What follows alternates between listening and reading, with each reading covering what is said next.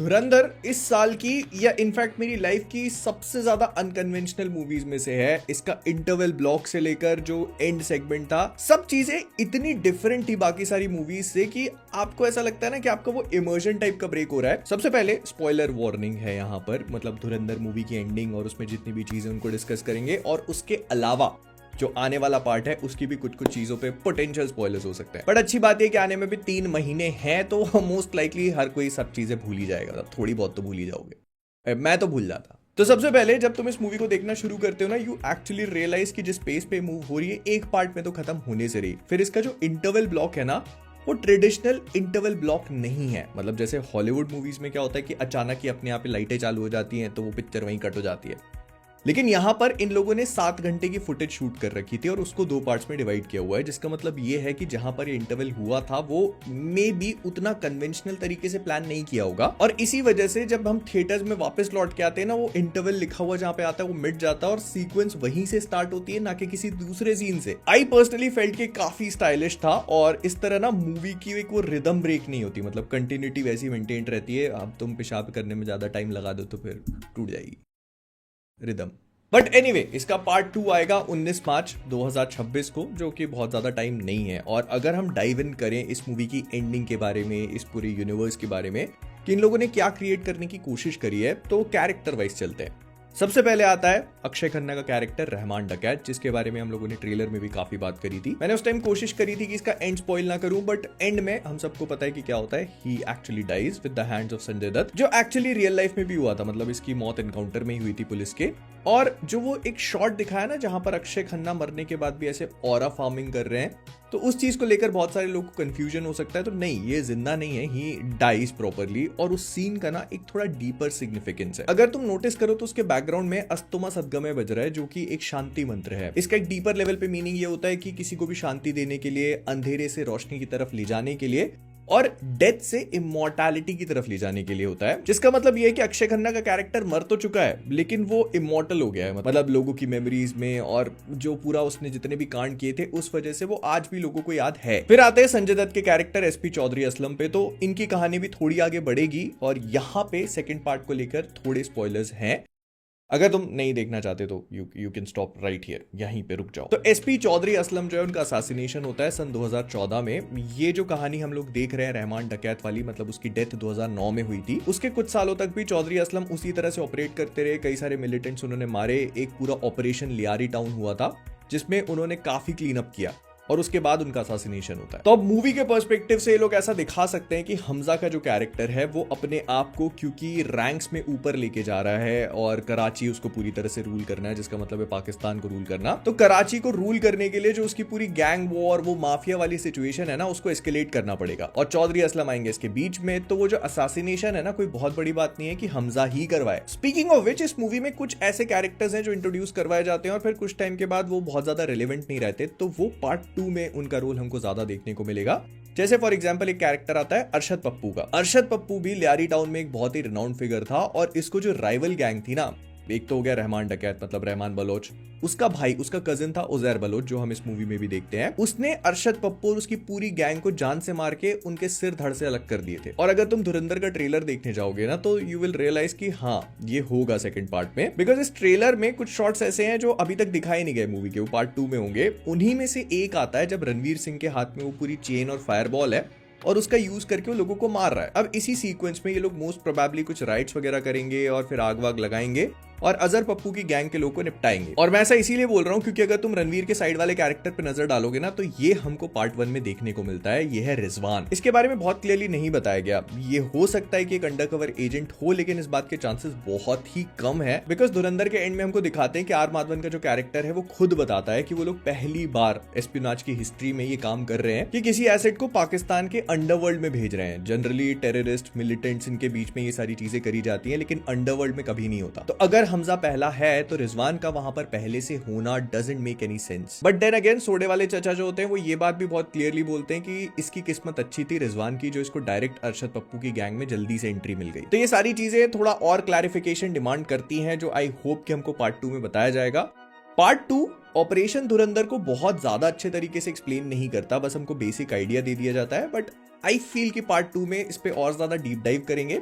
ऐसा क्यों है वो भी बताता हूँ। तो अरशद पप्पू के बाद आता है उजैर बलोच का कैरेक्टर। उजैर जो है वो भी रियल लाइफ में ही एग्जिस्ट करता है, लेकिन इसकी कहानी काफी डिफरेंट है। जिस तरह से मूवी में इसको दिखाया गया ना कि वो बस रहमान डकैत का साइड हेंचमैन की तरह था, हालांकि था उसका कजिन, लेकिन जिस तरह से उसको दिखाया गया है तो वो बस उसकी साइड एक्टिविटीज को कंट्रोल करने का काम करता था। लेकिन रियल लाइफ में सिचुएशन शायद थोड़ी सी डिफरेंट थी। अब रहमान की डेथ के बाद Uzair is actually the one who takes up everything in his own hands और फिर वो गैंग को रन करना शुरू करता है। यहाँ पर हमको दिखाएंगे कि हमजा ने काम किया हुआ है, और ये चीज ना मूवी की एक रनिंग थीम है, मतलब इस पूरी सीरीज की अगर तुम मान के चलोगे कि ओवरऑल इवेंट्स और कैरेक्टर्स उन लोगों ने वैसे के वैसे पकड़े हैं, उनके साथ जो की डिटेल्स और की मूवमेंट्स हुए हैं वो वैसे ही देखने को मिलेंगे। इन सब के अलावा जो बाकी चीजें ना उन पे इन लोगों ने अपना खुद का टेक लिया हुआ है। थोड़ी बहुत क्रिएटिव लिबर्टी है, जैसे कि हमजा का कैरेक्टर मैंने काफी ढूंढने की कोशिश करी, आई कुड फाइंड नथिंग, और अब आ गए हैं तो चलो उस पर भी बात कर ही लेते हैं। तो हमजा जो है वो ऑपरेशन धुरंधर का एक पार्ट है, मतलब एक इंडियन एसेट जिसको इन लोगों ने पाकिस्तान में भेजा हुआ है उनके अंडरवर्ल्ड माफिया और गैंग्स को इन्फिल्ट्रेट करने के लिए। और रणवीर सिंह के कैरेक्टर का नाम मेजॉरिटी मूवी में हमको दिखाया गया है कि हमजा अली मजारी है, लेकिन आखिरी में रिवील किया जाता है कि इसका रियल नाम है जसकीरत सिंह रांगी।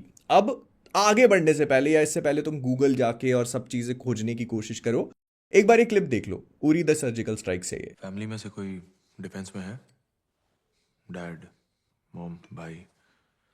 नहीं सर, हस्बैंड थे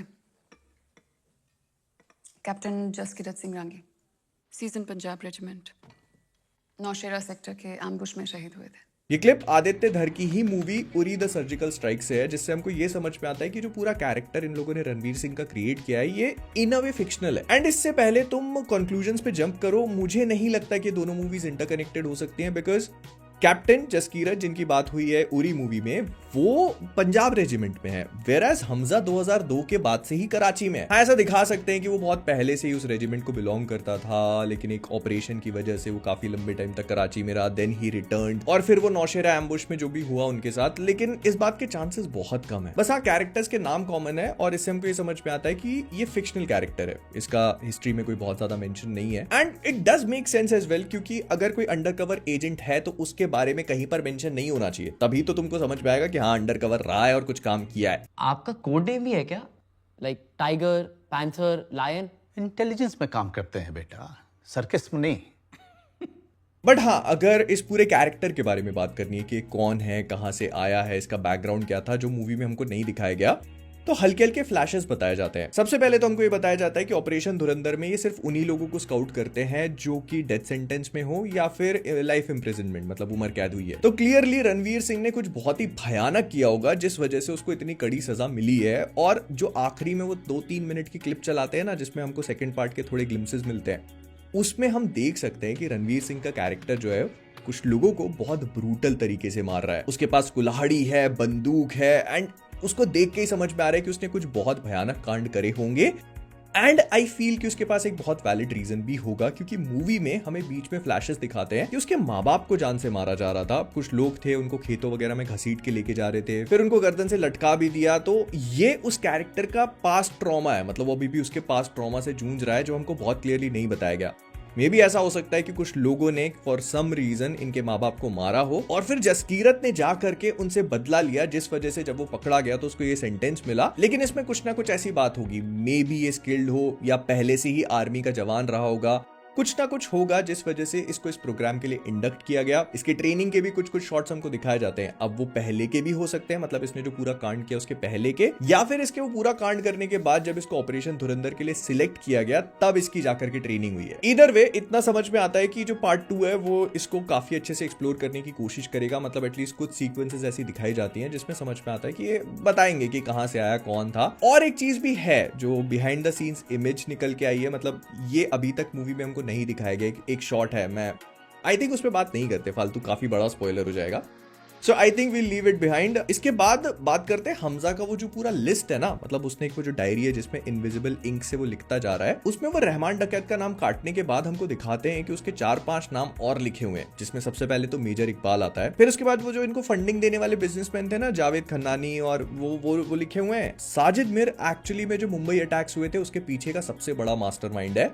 और ऐसा कहा जाता है कि वही बिहाइंड द सीन्स ऑपरेट कर रहा था। इसकी भी काफी लंबी चौड़ी कहानी है। पहले पाकिस्तान वालों ने कहा कि उसको पकड़ लिया हम लोगों ने, उसको जान से मार दिया है, लेकिन फिर जब इंटरनेशनल प्रेशर बना तो दे एक्चुअली सेड कि नहीं नहीं नहीं नहीं, अब पकड़ लेंगे, तो वो उसके पीछे भी बहुत सारी कहानी है। बट आई एम श्योर कि ये इस वाले एंगल को थोड़ा बहुत धुरंधर के पार्ट 2 में एक्सप्लोर करेंगे, लेकिन पूरी तरह से नहीं, बिकॉज इसके बाद 2 नाम और हैं और वो भी मुंबई अटैक से ही कनेक्टेड है, लेकिन उसके नीचे लिखा हुआ है एक नाम जो कि नाम नहीं है, सिर्फ लिखा है बड़े साहब और क्वेश्चन मार्क, कि हमजा खुद भी नहीं जानता कि इन लोगों के पीछे जो बड़ा नाम है वो कौन है। और तुम्हें देख के समझ में आ चुका होगा कि जब इन लोगों ने रहमान डकैत और उसी की कहानी के ऊपर एक 3.5 घंटे की मूवी बना दी, तो इतनी बड़ी लिस्ट पे एक पिक्चर में तो नहीं खत्म कर रहे लोग। मोस्ट लाइकली हमको अगले पार्ट में मेजर इकबाल के साथ क्या होने वाला है वो दिखाया जाएगा, और थोड़ा बहुत और इस वर्ल्ड को बिल्ड करते हुए कुछ नए कैरेक्टर्स को इंट्रोड्यूस करवाया जाएगा। लेकिन हाँ, जो मेजर इकबाल है ना, उसका कंक्लूजन हमें देखने को मिलेगा, क्योंकि again potential spoilers for the second part. Trailer में ही इन लोगों ने रिवील किया है कि मेजर इकबाल और हमजा के बीच में फाइट होने वाली है। फाइट काफी लंबी चलेगी, किसी इंडोर बिल्डिंग से शुरू करके लोग डॉक्स तक पहुंच रहे हैं, जहां पर बड़े बड़े कंटेनर रखे हुए हैं, बहुत बुरी तरह से खून बह रहा है, हमजा पूरा लाल हुआ है खून में और जोर जोर से चिल्ला रहा है। वो जो लिखा था ना रैथ ऑफ गॉड, तो ये वही वाला शॉट है, और इसका एंड होता है जब वो जंजीर फेंकता है और धुरंधर लिखा हुआ आता है ना। आई फील कि ये शॉट हो सकता है जहां पर ये अर्जुन रामपाल के कैरेक्टर को जान से मारेगा, बिकॉज अगर तुम याद करोगे तो वो टॉर्चर वाले सीन में इकबाल जो है वो जंजीर से सामने वाले को पीट रहा था, तो हमजा के लिए वो जंजीर जो है ना एक काफी सिंबॉलिक चीज है, और अगर ये इकबाल को मारने के लिए वही जंजीरों का यूज करता है ना, तो ये बहुत ही आयरॉनिक होगा। You see what I did there. And ना इस मूवी को देखते देखते ही मुझे समझ में आने लगा था कि ये एक ऐसी चीज नहीं है जिसको ये 1 पार्ट 2 पार्ट में खत्म कर दे। This can actually be an entire universe. मतलब धुरंधर की 2 पार्ट्स में आप कहानी खत्म कर सकते हो, लेकिन हमको ये भी बता सकते हैं कि माधवन का जो कैरेक्टर है, उन्होंने और भी कई सारे दूसरे एजेंट्स एसेट्स प्लांट करे हुए हैं इसी तरह के मिशंस को कैरी आउट करने के लिए। एंड अगर ये लोग सक्सेसफुली इस चीज को पुल ऑफ कर लेते हैं ना, तो there you go, you have another cinematic universe, या मुझे कहना चाहिए अनदर स्पाई यूनिवर्स, जो एक्चुअली स्पाई जैसा फील होता है। और जो बड़े साहब हैं वो आखिरी में इस पूरे यूनिवर्स का जो बिग बैड होता है उस तरह से रिवील करके एक अच्छा खासा कुछ बना सकते हैं, is what I feel. But I want to know what you guys are feeling. मुझे कमेंट्स में बताना। बहुत सारी चीजें हैं इसको देखने के बाद मेरे दिमाग में आई थी, सो आई थॉट कि एक ही वीडियो में बात कर ली जाए। बता रहा जो भी है, मिलते हैं अगले वाले में। टाटा। लाइक